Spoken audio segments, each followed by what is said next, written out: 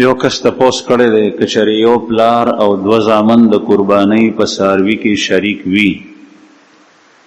یو زوی پیسې کمې ورکړي او بل ډېرې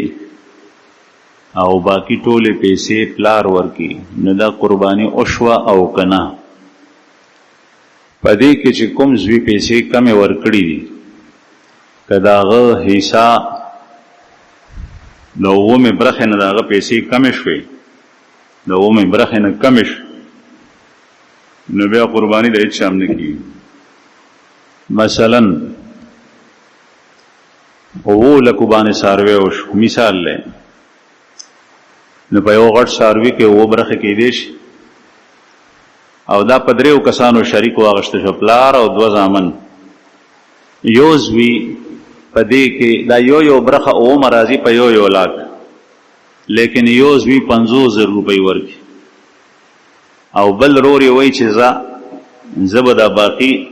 پیسې به زه ورکړم او دا حصه به زما شي، نو نه د پلار وشوه نه د دواړو زامنو وشوه، ځکه چې د ده حصه د اومې برخې نه کمه ده. او که چېرې داسې وشي، ظاهره ده چې د 7 لکو څاروی دی، کسان 3 دي، نو پیسې ډېرې راځي، خو د اومې برخې نه دې زوی کمې نه دي ورکړي، اومه برخه په 1 لاک ده، د 1 لاک روپۍ ورکړي دي او دا باقي 6 لکه چې کوم دی نو دا پلار او زوی په خپله کې تقسیم کې 3 یو ورکړي 3 بل، نو قرباني ټول وشوه، ځکه چې دا یو برخه د دې زوی دا د اومې نه کمه نه ده.